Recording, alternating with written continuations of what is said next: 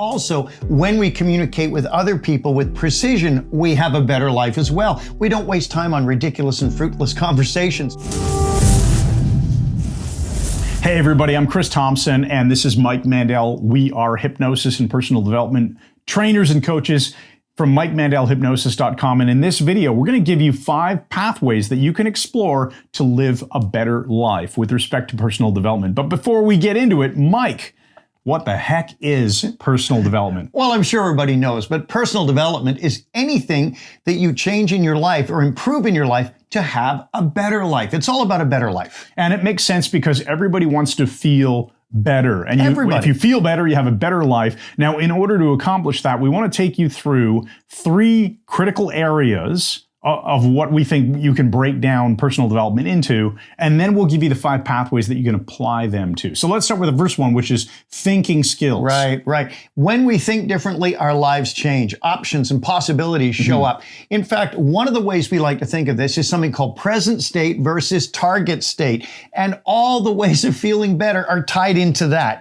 Where you are is your present state. It's what's going on in your life, where you work, and so on. Your target state might be a different job, a better relationship, wherever you want to be, whatever you want to be. You want to make sure that you're comparing your present state with the target state, and you get to the target state by asking, what do I want? What would I like to have happen? Basically, any question that gets the person, whether you or someone else, thinking about where they want to go in life. And I think that actually is a nice segue into communication skills. Yes. So you have to be aware of the present state versus the target state issue or concept in order to communicate it to someone else or to yourself. So communication skills are basically step number 2. Right. So what are some examples of communication skills? Well, there's all kinds of them. Obviously, if we communicate with our own brains more effectively, we have a better life instead of running old tape loops and stupid patterns. Also, when we communicate with other people with precision, we have a better life as well. We don't waste time on ridiculous and fruitless conversations. So we can come up with things like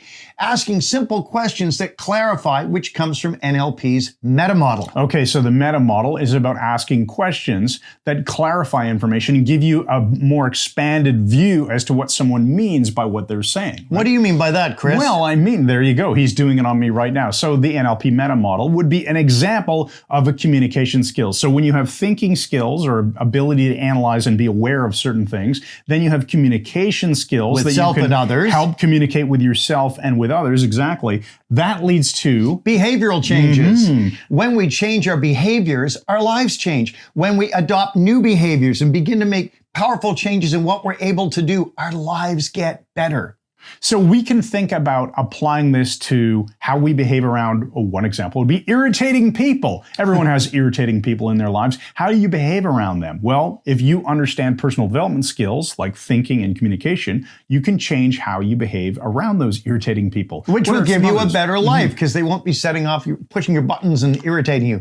Other things we can do is say we're procrastinators. If we chronically procrastinate, we can build in new behaviors that front end loads the things we have to do, and procrastination disappears. Yeah, I was thinking we should probably hold off on publishing this video. Stop it. There you go, procrastination. The final one, of course, that we want to mention quickly here is you can use it to learn new stuff. What do we mean by that? Any new behavior can change your life, but when we learn a variety of new things as well, it enables us to communicate better, think better, and behave in different ways. Learning is vitally important. All right, so now we get to the good part, the 5 paths that you can walk down, explore to live a better life. Basically, we're going to carve up your life into the following 5 areas. Let's start with your job or your career. So that's obviously a big part of it. What's the next one?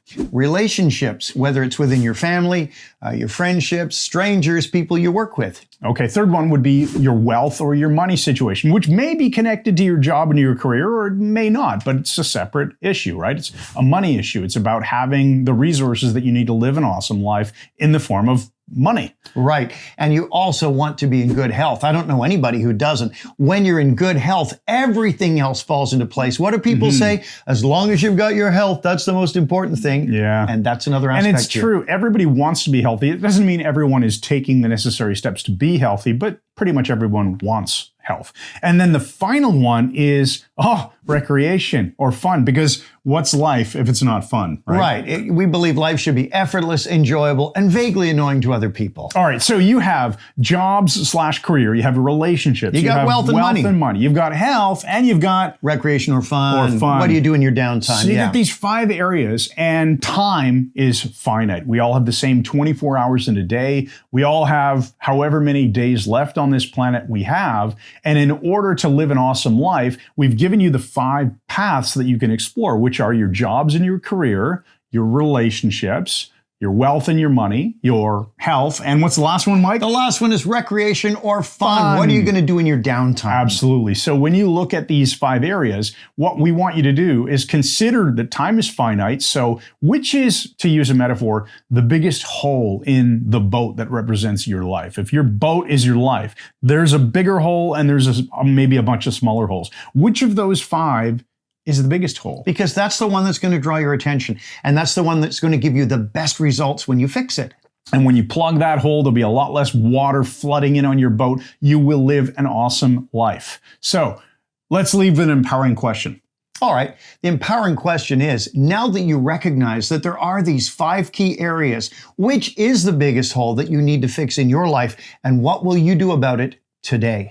Awesome. Great question. So think about that and then put something into action. Get closer to your target state, your destination in this world. If you enjoyed this video, make sure you check the description and you'll find a link in there to our personal growth membership. It's a collection of awesome video training that we think you'll love. Also, make sure you click that subscribe button so that you'll constantly get our videos on YouTube, and click that bell. Oh, he's going to do it. Click the bell, which will make sure that you're always notified when we publish a new video. Thanks again, and good night.